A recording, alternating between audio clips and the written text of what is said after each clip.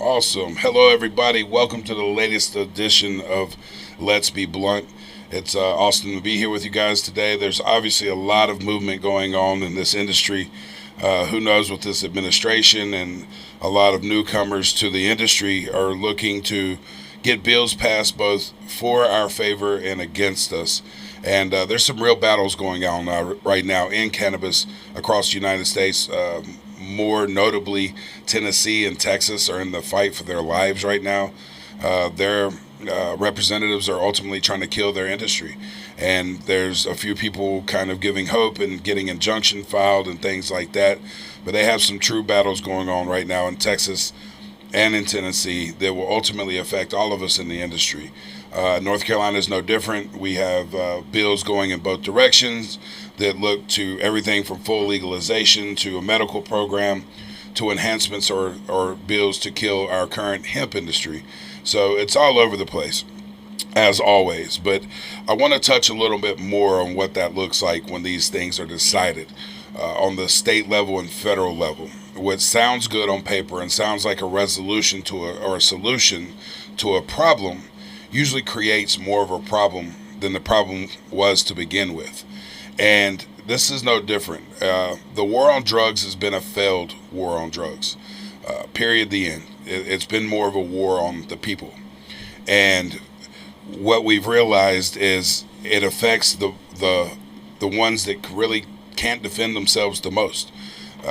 We have this conversation a lot around here and throughout the industry where you had 75% of the people getting arrested for nonviolent drug offenses around cannabis were people of color or minorities, where you have less than 10% representation in the industry for minorities as a whole. But the minority community ultimately took the greatest brunt of this war on drugs. A lot of people think it's just an extension of slavery, to where they could keep privatized prisons full and have cheap labor. And, I could agree with a lot of that. But what people don't really talk about is the repercussions from all of these laws. We now have cannabis stores all over this country that look like Apple stores, sterile, high retail, multi-level marketing kind of deal, over the top, marketing and bright colors and very sterile, clean environment. But yet we still have people sitting in prison to this day for the same things being sold in these stores. So that's always near and dear to my heart, and we can't really celebrate any wins in this industry until we correct the wrongs.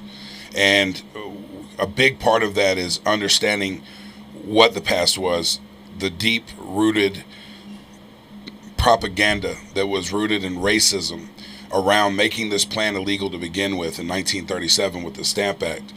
But ultimately, the ripple effect and what that's done to families is way worse than anything this plant or most drugs would do to any family. It destroyed families. You had, husband and wife in prison for possession of a plant. And the repercussions that gets passed on for generations to generations of kids having to be raised by their grandparents or in a foster situation. And the ripple effect. And it's not good. It ravages communities. It kills generations. It causes generational curses, which myself and my wife and a lot of people I know are products of. But ultimately, we have to recognize this and understand it to move forward and to correct it. Which brings me to my next guest on the show. He's a previous guest on the show, Mr. Kenny Robinson. How are you? I'm doing well. Thank you for having me. Glad to be here. Thank you. Kenny was brought to me through my wife, good friend of my wife in the car industry, right before I met my wife. And then I got to meet this fine man after meeting her. And we're birthday twins, so we got that in common. Scorpios are the best, period. So everybody knows that.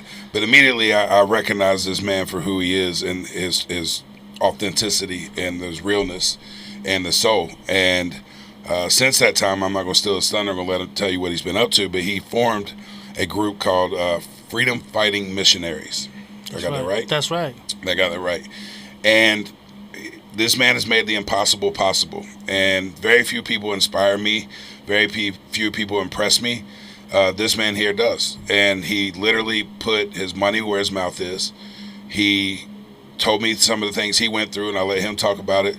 But he's out here every single day selflessly making a difference. And he's doing it with impossible scenarios, almost non-existent budget at times. It's incredible. But I'm going to let him tell your story. It's a great organization he's got going on. We had him on the show to begin with. He's come a long way. Man, you've been up to a lot. Yes, I have. Yes, you have. I have been busy in the city and throughout the country. You have. I guess I got to call you doctor now. That's right. Yeah, it's doctor. That's all right, man. So tell me about that. You are now honorary doctorate. And for what university is that? That is a university in Fayetteville, That's Upper amazing.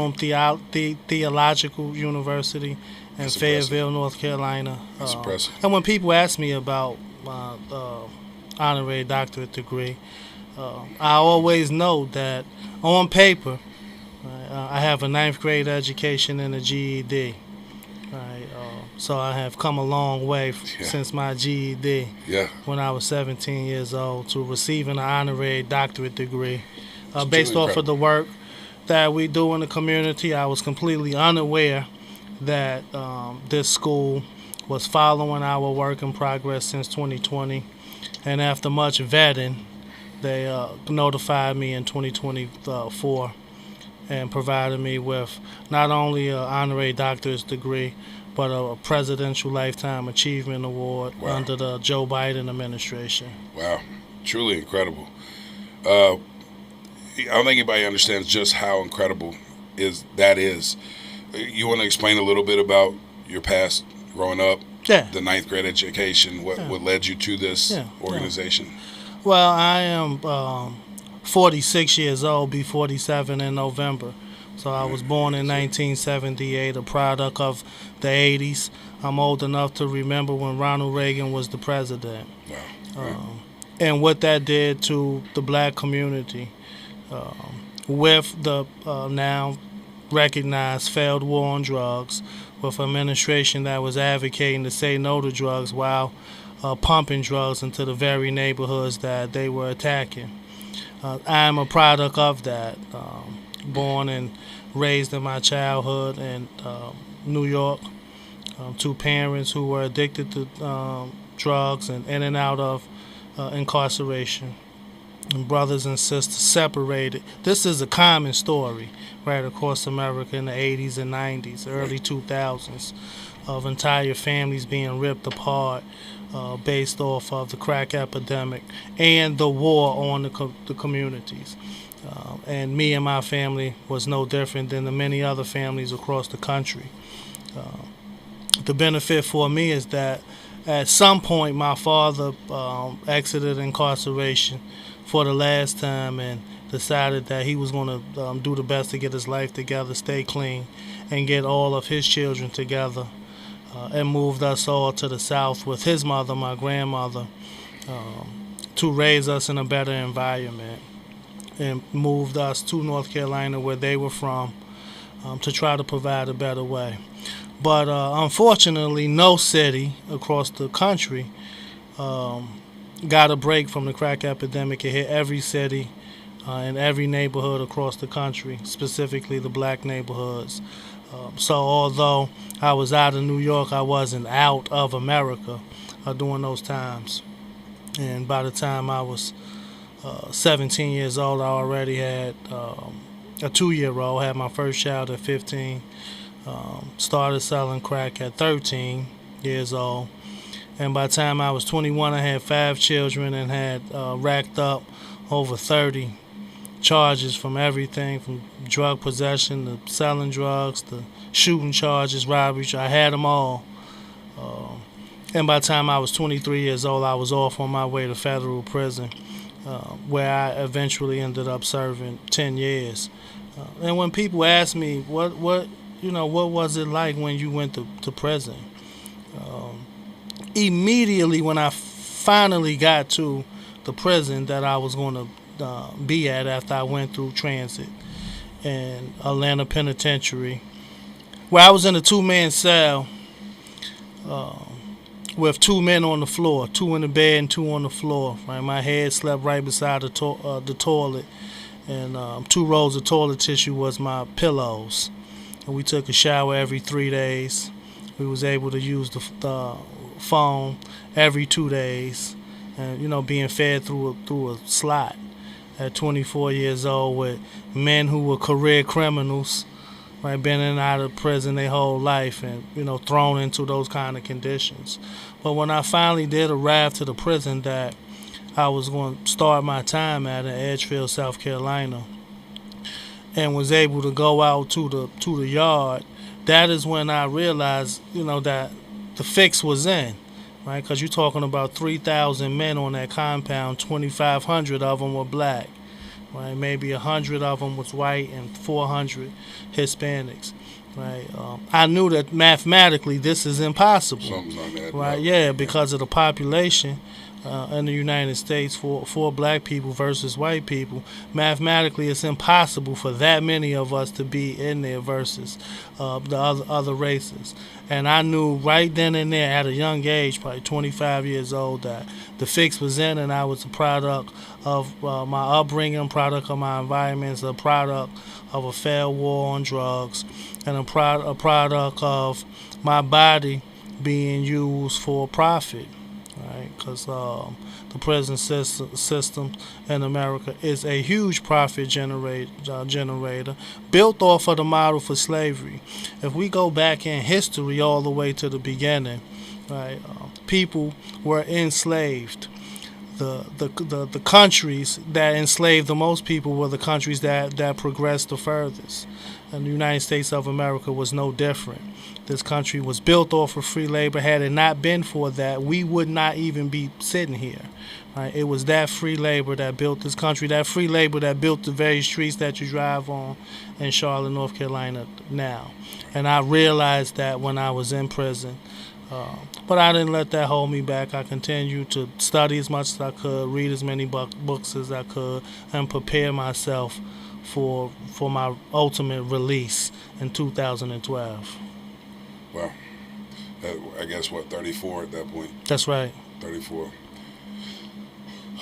So that's a lot to take in. Yeah, I know your story. It's impactful. And, everybody coming from a place of privilege, not even that great when I was raised very poor. We had things, but coming from a place of privilege, people don't realize. They always say, you had different choices and things, but there really isn't a lot of choices when you're a child taking care of yourself. Ultimately, is what happens when you have any kind of caregiver or parent that is addicted to a drug that takes over everything. And, it's still unbelievable to me that part of this American story beyond slavery is exactly what you talked about with the Reagan era, where they were literally running planes of cocaine and creating crack and using people like Freeway Ricky Ross and different people to flood the streets with crack cocaine, meanwhile preaching this war on drugs. And, and it's like, it seems so crazy, but it's like not only happened, it continues to happen, and it's still happening. And I think it's even actually getting worse at this point. And, you read up there, you go up there, and sometimes you just think these lawmakers are just ignorant. And you go up and talk to them, and you educate them, you realize real quick they know plenty. They know exactly what they do. They know the repercussions of these things. They know, the effects, but it is feeding that machine of privatized prisons or feeding that machine of big pharma. We eat American foods that are banned in most countries that make us sick and dependent on American prescriptions. So really quickly you realize, especially being in the space in the industry, is everything is fixed. It's all a system. And the system, I used to say, was broken, but now I really believe the system works flawlessly to keep the phylum, to keep the socioeconomic gaps growing. And, capitalism ultimately requires some form of slavery, whether it be slavery to debt or free labor or whatever. So it almost maddens me and keeps me up at night to hear these different stories like yours and things. But you think not everybody turns out like Kenny. Not everybody has the fortitude to want to change, or they become so involved in the system they become the system. Or what's the word I'm looking for? The incarceration, where people become they almost don't want to leave because institutionalized is the word that they like institutionalized. to use. Yeah. So how do you feel about that word? Like, you think it's just? I think it's more of you already have pigeonholed this person, branded them, labeled them, give them no real life training other than hate, being surrounded by lifetime criminals, and you throw them back into society. With what do those options look like at that point? Same way they looked like in 1865 when slavery ended, right? And entire families were pushed off of plantations, left their plantations, and given nothing to survive with. Sure. Right. Many of them return right back to the plantation that they were at when they realize that it's cold outside. Yeah. Realize that you have to eat, that you have to have shelter. Many of them return back. Same thing. You fast forward to the times that we in now, right, where you're released from incarceration and you're given nothing. One fast fact, immediately when you get to prison, one of the very first things you get when you get your clothes is a pair of steel-toe boots, because you're going to work. Right? They ain't no, or go in the hole and lay in the hole 23 and a half hours a day. Other than that, you're going to work. Right? And they know in order for you to work that you're going to have a pair of boots. Now, when you get out, those same pair of boots are not provided to you. And you're faced with people in the community who are saying you ought to just lift yourself up by your bootstraps, Kenny, right? But won't provide you with a pair of boots to do that. And, using that as an analogy, but in reality, what it ends up being, which was the driver of us starting this organization, is not having the boots is like not having an identification or your vital documents, which you're going to need to have employment. Not having sustainable health care, which you're going to need in order to work. Not having sustainable employment that can get you beyond the poverty line and get you where you're able to be self-sufficient. And not having adequate and sufficient housing, which you're going to need in order to survive. So those are the boots that are not provided when a person is released. And for a man, it's tough, but you can multiply all of those things times 5 for a woman when she is released from prison or has a criminal background. That is a barrier to upward mobility. I wasn't from Charlotte, North Carolina, but I decided to relocate here when it was time for me to get out of prison, in hopes that because this was a bigger city, that there'd be opportunities for me in employment. And that, I had a goal then, man, if I could just make $12, $13 an hour, I could make it, right? And I got out all optimistic and ready, right, in Charlotte, North Carolina, where, maybe I could get a felon job, right? Like Trump said, black jobs, right? And we have felon jobs that people with a felony can get, like washing cars, cleaning bathrooms, holding up a sign, cleaning up construction sites. Menial work, hard work for little pay. Right. I thought that because Charlotte was a bigger city, that there'd be more opportunities in those fields. Not that I was going to be able to get into a career. Right. But when I got here and set out to do that, 40 interviews and 40 no's in a row later, I learned that Charlotte, North Carolina was one of the worst places that you can be poor, black, and have any shot at upward mobility. And again, you can multiply that by 5 if you are a Charlotte native. Right? Harder for them. I wasn't from Charlotte. Right? So it was actually easier for me because I didn't have to return back to Gridtown, Betty's Ford Road, the east side, or whatever part of town that the person is from, that to this day, if it hasn't been gentrified, it's on its way to gentrification. Sure. But for years, these neighborhoods have been uninvested in intentionally, while other parts of the city was built up, while white people decided to move to the suburbs and then decided to move back to the city, then decided to move here, and neighborhoods was completely destroyed. Right. So take all of those things, and what does that mean for a person exiting incarceration? That your shot is slim to none. The statistic does exist in Charlotte that if you are born poor here, that you will die poor here. Right? That is a statistic that I didn't make up. It is real and it is true. Sure. Right? Problems right? But what are solutions? Well, after some measure of success for myself in the car business, after begging my way in there, literally begging my way in there, and working 5 times as hard as my counterparts, uh, I decided to retire from that business and start this work after having a measure of success to make sure and create a pathway for others to not have to experience the things that I experienced. And that was the driver of me starting Freedom Fighting Missionaries. And from scratch, just, my own savings, my own time, my own passion, my, limited education on paper. What was the breaking point? What was, probably in your mind for a while, right? What was the moment you said, this is it? I got to do this. Well, I hit the glass ceiling, right? I went as far as they was going to let me go in the car business, right? They're not going to let you own the joint or nothing, right? Yeah. They're not going to let you make you be the head man over the dealership, right? But they outright told me in every dealership I worked at, Kenny, you ought to be happy. Here you are sitting here felon. You make good money. Right. You drive a new car. You're able to take care of your family. You ought to be happy, right? But I had a generation of people behind me, right?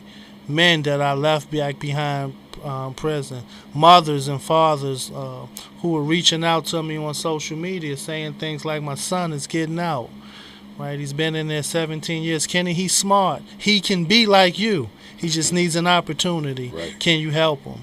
And then, had children, 14 and 15 years old, reaching out on social media saying, my mama's getting out, right? And if she can just get a job, right? And if we can just get someplace to stay. We've been living with my uncle. We've been living with my grandmother.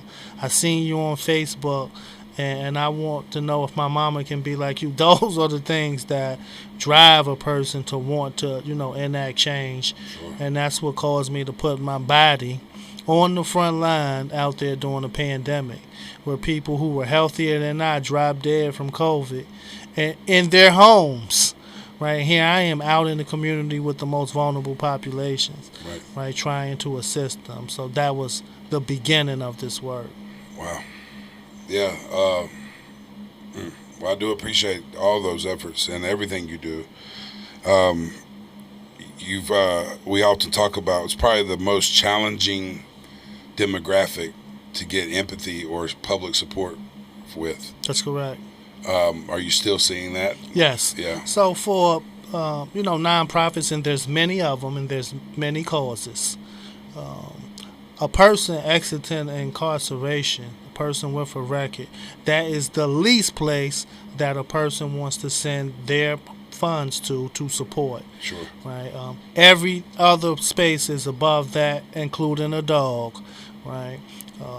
And that is one thing that I constantly say in Charlotte, North Carolina, right, where we do have a homeless problem. But one thing that we don't have in Charlotte, North Carolina is a stray dog problem. Right. Because the average citizen in Charlotte, North Carolina, if they see a stray dog, will pull over their car, right, will try to comfort it, feed it, call the dog pound, wait for the dog pound to get there.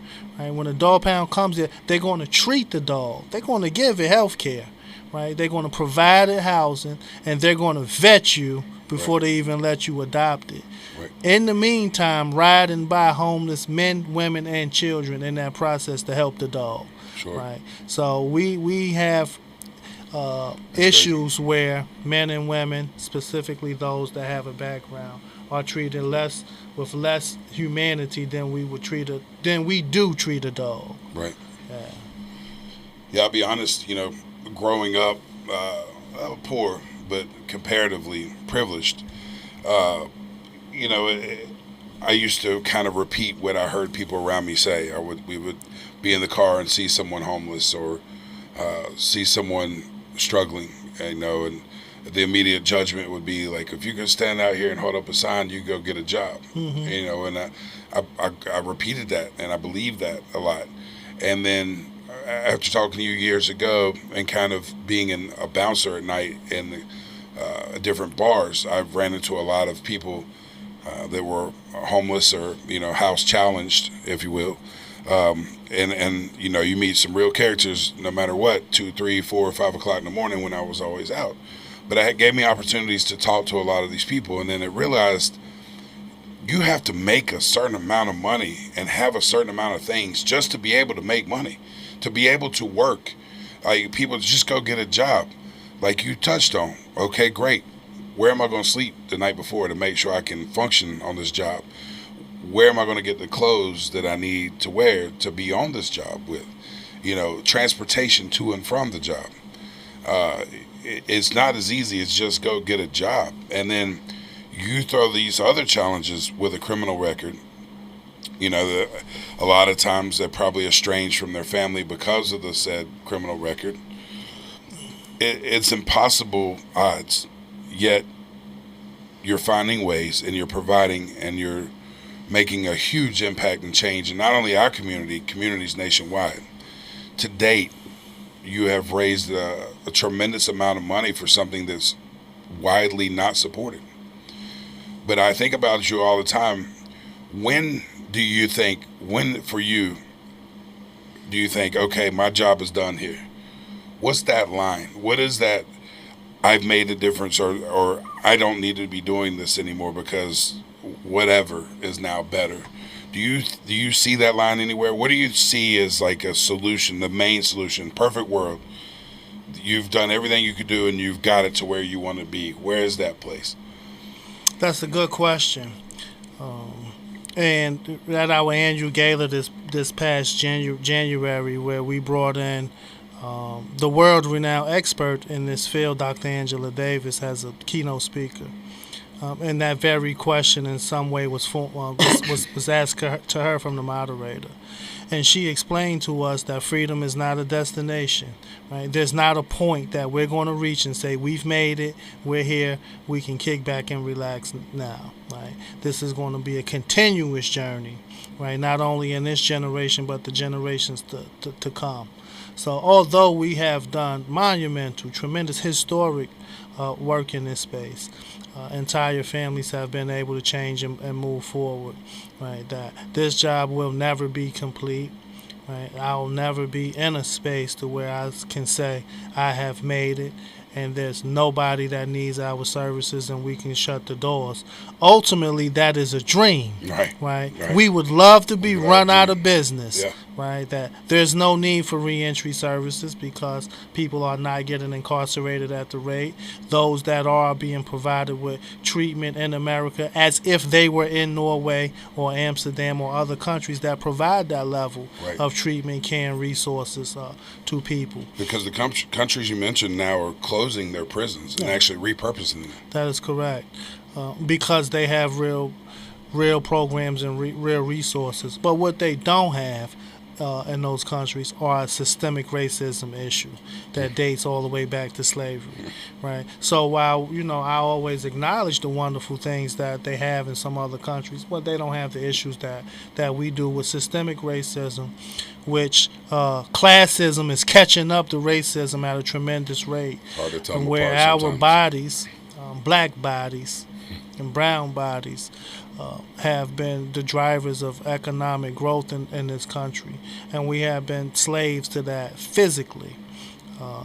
When you look at classism, right, the mind of a poor white man has been in slavery as long as we've been in slavery, right? To convince them that it's me, right, that I'm the reason why they can't progress, right? And that it's me who are taking their jobs. It is me who is making education harder for them, driving up taxes and all of those things. When in fact it is not me. It is the wealthy that has continuously held back the poor white man, right? We could talk all day about poor black people, right? Well, they want us to think it's black or white. But we very seldom do we talk about the poor white man and how his mind has become enslaved into believing that it's another race of people that have held them back. So much so that they've run to the polls on that for as far back as we can remember, when that population switched from the Democrats to Republicans and started a lot of the things that we see.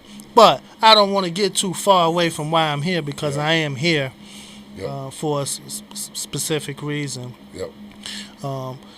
And that reason is for economically opportunities for the people that we serve through the cannabis industry. Okay. Where you know all of the facts and all the statistics about how our people have been held back, left back, incarcerated, given no opportunities in this space, currently still incarcerated, right? So we could talk about problems all day, Yes, sir. but today we're here to talk about solutions, and those solutions is through apprenticeships, internships, and opportunities for men like me, people who have went through what I have went through, to be able to enter into this industry, learn this industry, and have an opportunity to grow.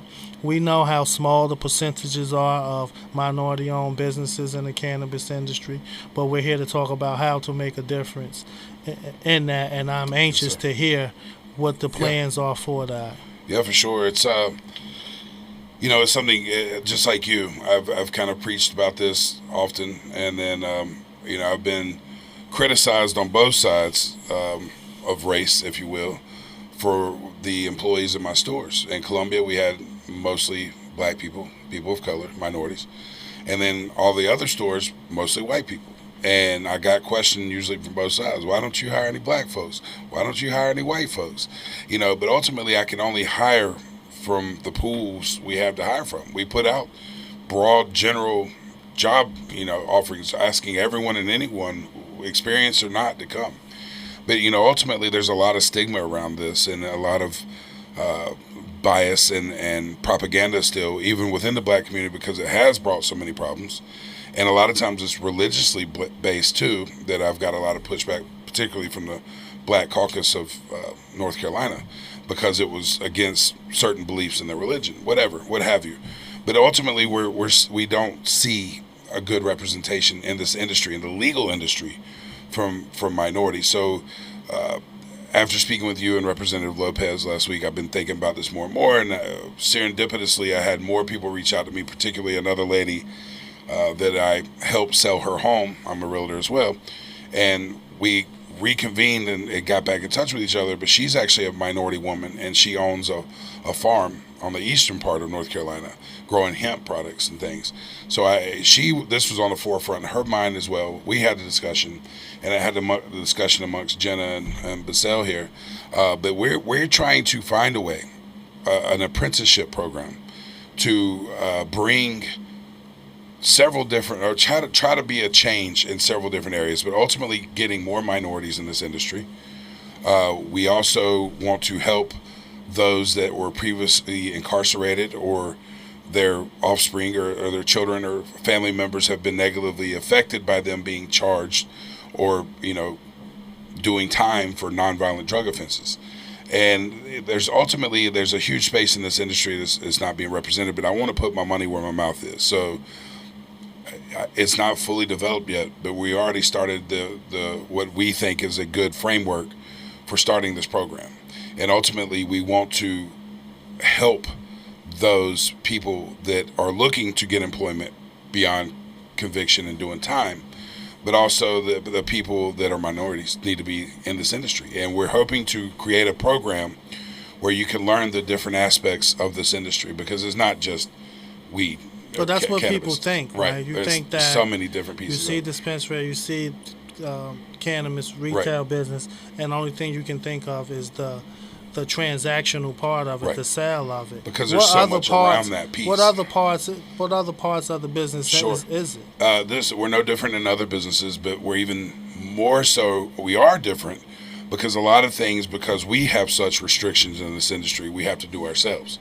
For instance, this very room we're sitting in, this podcast, was really birthed by Basel and myself and our vision, because we were getting blocked on every platform we tried to do anything on. I had a radio show called Let's Be Blunt. They said, sure, do it. We paid for it. Like 2 episodes in, they're like, yeah, we can't have you back because of the things you're saying. And I was talking about everything legal or whatever. So we had to form companies and create solutions for where we couldn't use normal solutions. So we have everything literally from every other company has, like back office, accounting, ordering, everything, anything normal businesses need. But we also have the growing side, the farming side, where you can learn how to cultivate these products. The extraction side, where you can learn how to extract these products. It's ultimately chemistry. Some of the best people in the game are some of the best chemists in the game. We also have warehouse. We have retail. We also have acquired, with a merger we recently did, shout out to Tyler and the group, we have acquired a business incubator kitchen out of Kernersville, North Carolina. It's ultimately 4 commercial kitchens in one, and from that one space during COVID, they allowed people to come in and use their facilities to start their own small business, whether it be sauces like barbecue sauces and things, food trucks, their own restaurants, their own baked goods that they sell on the corner, whatever. So we've now acquired that piece as well. So we now have the bakery, the food side, or whatever. We have the retail. We also are getting into a model now where it's more like a cafe model. So it's a restaurant dispensary kind of deal as well. And then also from there, all these other pieces that it takes, videography, computer, web work, internet work, all kind of things, all different facets of this. And what I'm hoping to establish is kind of giving someone a course of giving a little piece of each part of this business, an apprenticeship, that ultimately we hit different tranches for everybody to get, but I want it to be enrichment. I want them to, the people that are part of this program, to learn that there is more to this and learn real life skills, give someone a second chance or a better path than what they're on, but learn that this is no different than most businesses, but it also is very different. And we have a lot of things that there's not a university education for, that you would have to learn, that has been taught from generation to generation by mouth or by showing the next generation how to grow, how to cultivate, how to extract, something that's very taboo and has been very illegal up until this point. But there are generations of people out there that learn these things, and to this day, there are people right now very successful in this industry that risk their life and their freedom to get there. And I know they're willing and able to give back as well. But I want to kind of, it's many folds to this. I would like to see more minority people enter the industry. I would like to give some people that made bad choices in their younger years or was caught up in the system in their younger years to give a second chance. And I also would love to see the opportunity to be the change in the community I want to see and create a community where we have the sustainable thing where a lot of our employees now are becoming store owners. They started off ground level, have worked their way up, and some of them have more opportunities and resources available that's got them there quicker. But we're hoping to have a true program within our company where someone can come in grassroots, base level, work their way up in a true management path to get through the company, learn these skill sets, and then ultimately becoming their own store owner or entering somewhere else in this industry, or even having the resume and skill set to go out anywhere they want to go. But I ultimately want to create a system where we can create this path. And I love organizations in the past that I love working with, like Dress for Success, Habitat for Humanity, that people have to give as much as they're getting, but they reinvest into this program after getting through it to make sure it's sustainable.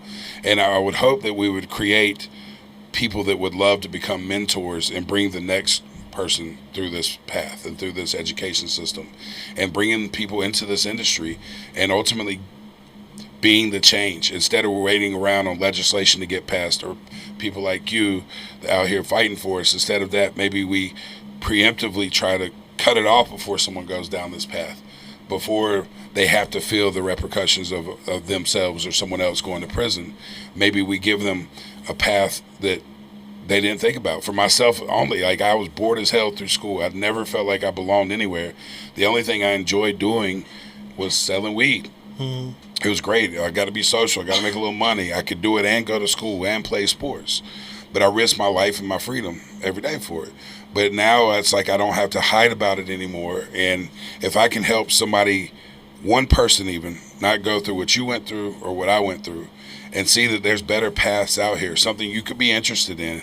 It doesn't have to be corporate America. It doesn't have to be a sport. You don't have to pigeonhole yourself. Ultimately, you can kind of do what you want to do what interests you, and find a path and get a real opportunity, and not one fueled by nepotism or or privileged, but someone that's hungry, that wants to learn this industry. I want to give someone a chance that feel like they don't have much one left. And I get approached a lot by people saying, I've never seen my son, my daughter, my spouse, whoever interested in anything like they are in your industry. Can they come meet with you? Can they interview? Can they work for you or whatever? And some worked out, some not. But I would love to create a path that highlights some of these issues, where I'm not just sitting back complaining, that I'm doing like you, where I'm trying to make a difference.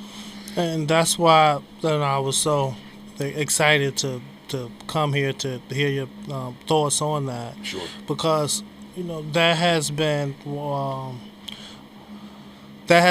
of the ways that we have been successful in our growth. That message, as I speak to the government, to banks, to foundation, to the average person who we are seeking to be an individual donor, that what we are trying to create is an opportunity and a path, because we know if it exists, right, and when this comes into fruition, and it will, simply because it exists, mathematically people going to travel that path and going to be successful. Right. Will all of them that interested? No, but a percentage of them will, just because it exists, will go through it, will be successful, will change generational curses, right? Will create legacies for their children. Right.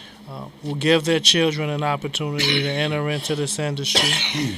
Will give their children an opportunity to seek other means of education and employment. Sure. So that was one of the drivers why I was so ready to come here to have this conversation. Sure. Because I know once it happens and when it happens that people are going to benefit from it, and it's going to make a lot of changes. I'm very interested myself, Sure. for myself, for my son, who's very interested in this industry.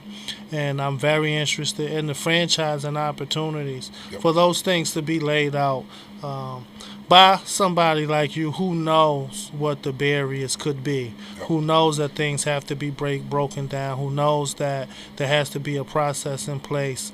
When we were talking about this the other day, to say, all right, well, this is what it will cost to do that. Right. But I know that you would have a harder time going to the bank to secure that. So we already have a plan for that. Sure. Right. So those are the things that I talk to big banks about, right, and big corporations. No need to name them. We see their buildings up there. Right. But I talk to them about that very thing, right, that easily came off of your tongue, of providing a program, providing an apprenticeship, an internship that teaches these things. Right. Stop trying to convince us that we must have a bachelor's degree or a master's degree. Even you have that, you get the job, somebody trains you on what to do. Right, where your education doesn't even really come into play on what you're going to actually do. Right. So I'm very anxious to get this started. I was a C student at best my entire school career. I literally did the bare minimum. I would get my book first day of school, go put it in my locker, lock the locker, and I'd go back and get the book the last day of school and turn it in. I never did homework, and I never studied for tests, and I got a C. And then, I went to college basically because my parents told me I wasn't college material. They were right, but I did that.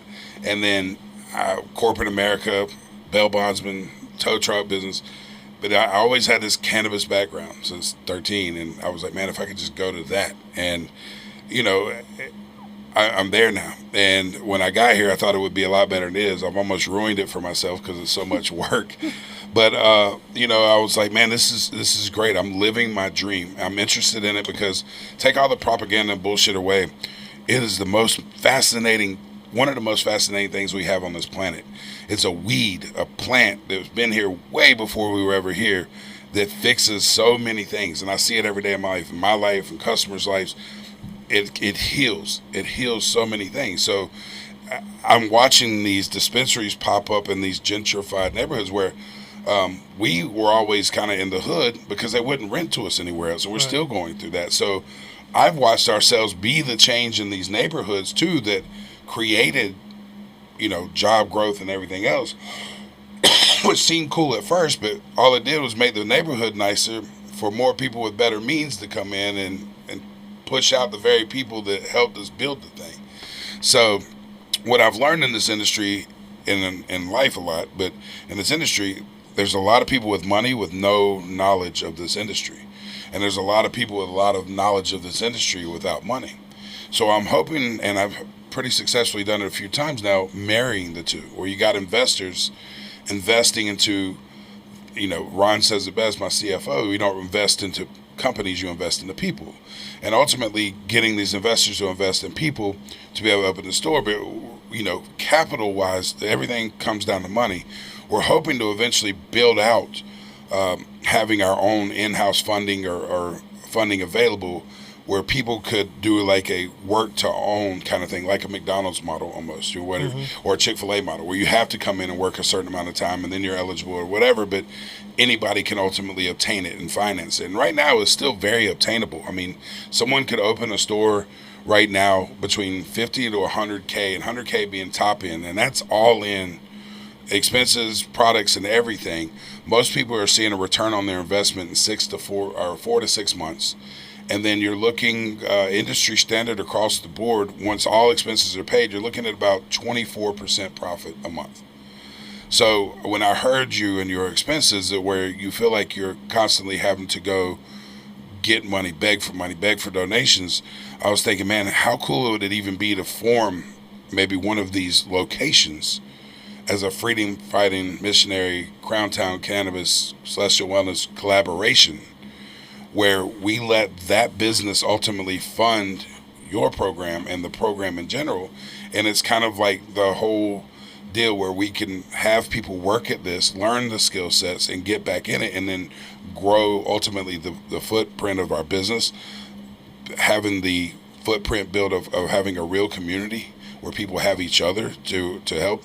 And then there's so many ancillary pieces. I'm just talking about what we kind of do in-house. There's so many people that feed their families because of us. And when you spend your money locally, it goes back locally. Like our electricians, our audio video people, our air conditioning people, just everything, sheetrock people. I mean, we've hired and continue to hire so many people through this.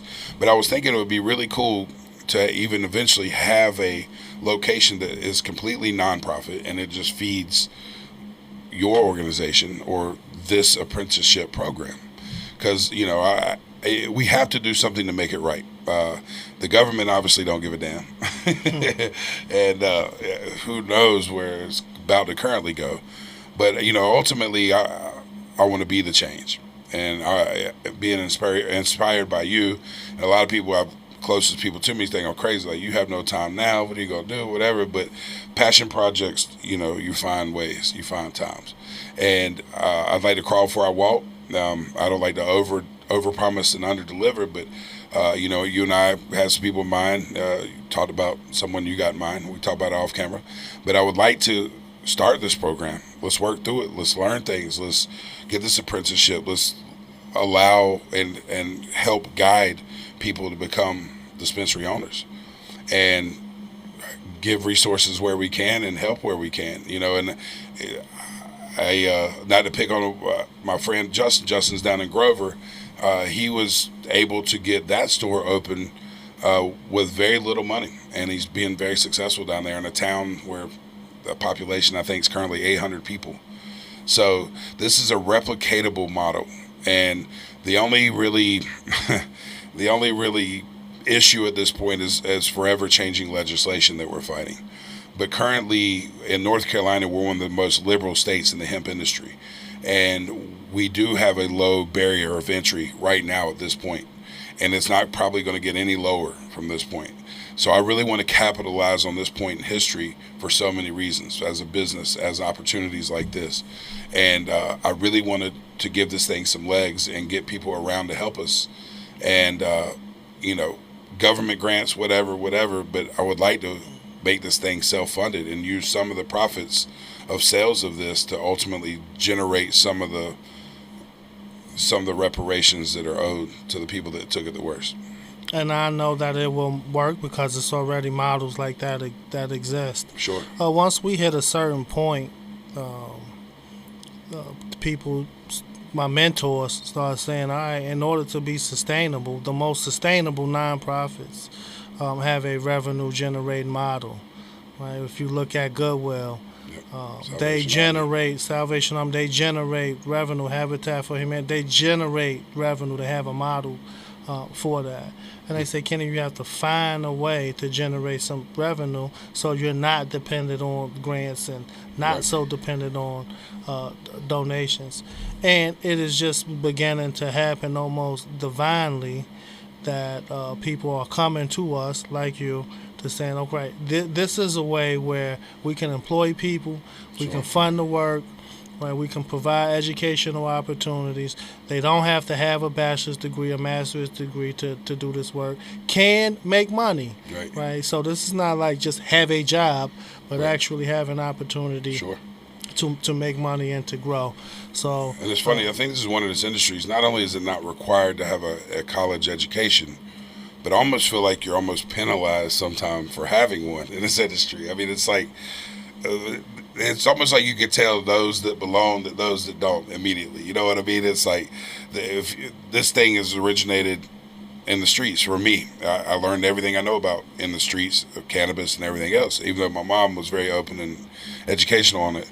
But, you know, immediately you kind of tell the ones that got in it just for the money, that just it interests them, and they just started smoking last year and never, you know, you could tell that versus someone that's been smoking since they were 13 and sold it because it was a means of survival and took the risk of getting arrested and doing 20 years for possession and took the risk of getting killed because someone shorted you on a transaction, you know, or getting robbed, that we've all been through. But it's almost interesting. You can almost quickly, it's like that you immediately can tell who hadn't did the work, you know, who wasn't with the shooting in the gym, as Rick Ross said. But, you know, it's we got a lot of correct here, and we're two people. We can't fix it all overnight. And with like Representative Lopez's bill, he wanted a 30% tax, which is just, it's great. It got headlines, but it's never going to pass.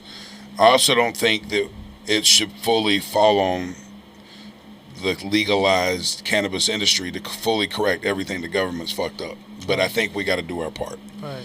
So I want to not let this thing go cold. I want to really put some structure around this. Let's start movement almost immediately, figuring out what we could do with helping even one person. And then let's build on that and build on that and build on that. And I want to try to get support from the cannabis community. And I definitely want you to support this man and what he's doing. And what's the best way someone can help your organization right now? How can they find Freedom Fighting Missionaries? What are you in most need of? Obviously money right now. How can people get involved? How can they get you the money you need? Well, we can be found across all social media. Okay. Just type in Google Freedom Fighting Missionaries. We now have so much exposure that it's 3 pages worth. Yeah. Right. Nice. On our website is ways to donate and contribute, and some of those ways are, you know, non-monetarily, right? It's things that our families need when they're moving into housing that people don't traditionally think about, like pots and pans, new, like bed sheets, new, pillows, comforters, tissue, cleaning supplies, a broom, mop. Currently, those things, like when family move in, they don't have them. We have to go in our budget to do that. Right. One way that we have seen that people respond to is when we create Amazon wish lists. Right? A lot of times we get more than what we need, because that's a way that a person can just do it. It gets sent to where they go. They don't have to leave their house to do it. They don't have to send their money directly to an organization. They can, you know, just purchase it that way and feel the impact. Sure. But the biggest thing that we continue to need is similar to the cannabis industry, and that is advocacy and truth. More people just need to know about what we actually do, how we do it, how it impacts a family. Sure. So we're always looking for access to networks. Sure. Right? My algorithm is what my algorithm is, right? It reaches the people that it reaches, right? Yours is different, and people out there, theirs is different. Right.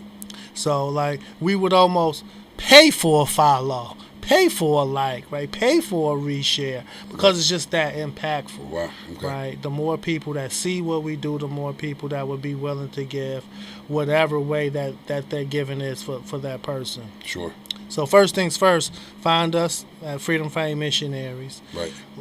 Follow us on whatever you choose, LinkedIn, Twitter, X, Facebook, Instagram, TikTok. We're on it. One of my staff, who was a former client of ours, her job is social media management. Man. We're posting 2 or 3 times across all sites every day. Nice. Right, that's just how important that is to us. Right. So no excuse to not be able to find us. Right. You can find us. Right. We're out there. You can find us if you're in Germany. I've done news stories there, and London and France. So we're international now. We can be found. So how many people out there are trying to emulate what you're doing? Obviously, this is not something that just affects Charlotte, North Carolina. How many people are starting programs based on what you're doing here? Hundreds. Yeah. And when people have been in other cities, they not only reach out to me, they have reached out to our local government to say, like, we see the work that y'all are doing. How can we, bring it to Memphis? How can we bring it to Atlanta, Philadelphia? And I, had put some thought into maybe starting Freedom Fighting Missionaries in other cities, but I went and visited those cities and met with the organizations who do similar work. And what I discovered is that they didn't need me to come there and plant a flag. What they needed was consulting on how to get the funding, how to get into housing development, how to create relationships with philanthropists, how to create partnerships with employers that will hire us. So that's the next level for other cities from us, is to actually go out there, consult, and help them build the infrastructure the way that we have built here in Charlotte. I love that. Out of everything you've done since you started this journey in helping people with freedom fighting, what do you think is your greatest accomplishment so far, if you had to narrow it down to one?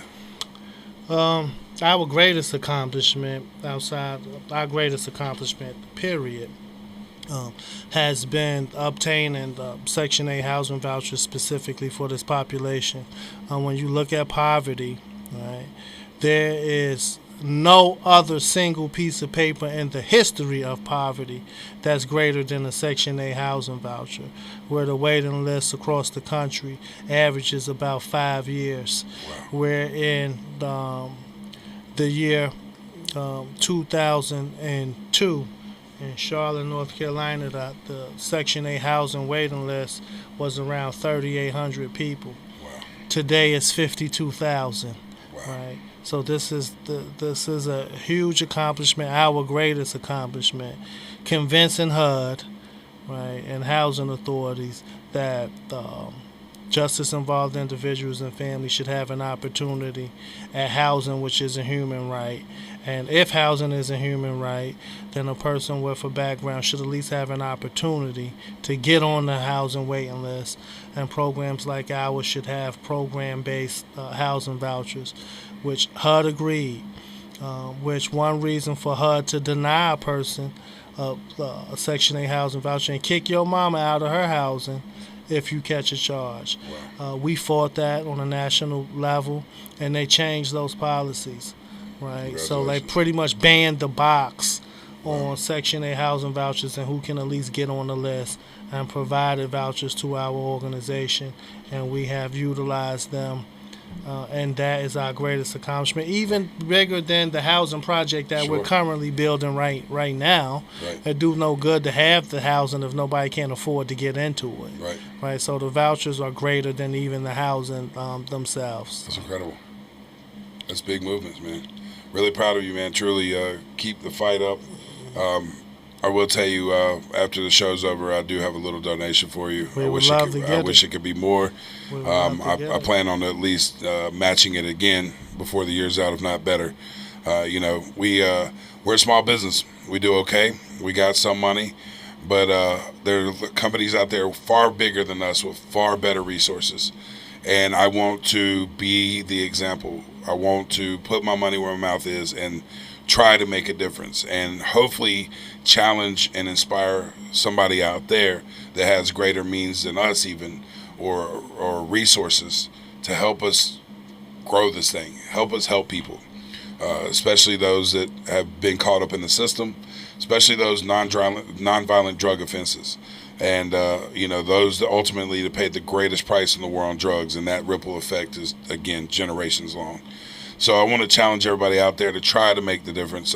This isn't over between us. That's We right. got a lot of work to do. This is just talking about it. And hopefully the next show we get on, we talk about the next accomplishments we've achieved. Now, I'll tell you, the next time you're on, in the very near future, we're going to talk about how much we've accomplished by what we decided to do here today. Right. And we'll have one of our that was an apprentice that is now employed full-time employment. We'll have one of them with us on the show the next Challenge time. accepted. Next 40 time years that we out. come, that we see it's on camera. Yep. The handshake is 40 on years camera. out. He's agreed to do it. We got to All do right. it, man. All right. It starts with one every time. And we, like I always say to myself, what good is first class if your homies can't sit? But, That's right. Without all of us being successful, none of us will be. And nobody's coming to save us. The government's not here to save us. Nobody's coming to save you. And I don't really want to save anybody, but I want to empower people to let them know they can save themselves. And no matter where your starting line is, you can achieve whatever you want to achieve, no matter what's stacked against you. This man, myself, people in this room, we're products of it, and we're fortunate. Not everybody has that. That's right. But that can be shown, that can be taught, that can be inspired. And if you can change even one life, it's worth it. That's right. 'Cause We every are the life- gate openers, not the That's it. gatekeepers. That's it. It's all community. Without it, we're nothing. Without each other, we're nothing. It's we the people. And with the most hate and division and uncertainty I've ever seen in in my lifetime, I think it's important to realize we got more in common than not. And people's story are deeper than the labels we give them. So take the opportunity to talk to people, get to know people, and try to be the change. Be the voice that stands up and says this is wrong and make it right. Thank you so much for having me here Thank you. today. I Thank look you. forward to coming back. Yeah, I look forward to having you. It's inspiring. But thanks everybody out there for supporting us. Be sure to like and subscribe. Find us again at letsbeblunt.org. We're going to get more and more consistent with this thing. We got some great shows coming at you. We have an infused dinner coming up at Buffalo, the Horseshoe. And what's the date on April 21st, Monday? Is if you go to cltcbd.com, you can find it on there. We're having an infused dinner. Maybe you have to come as my guest. But it's incredible.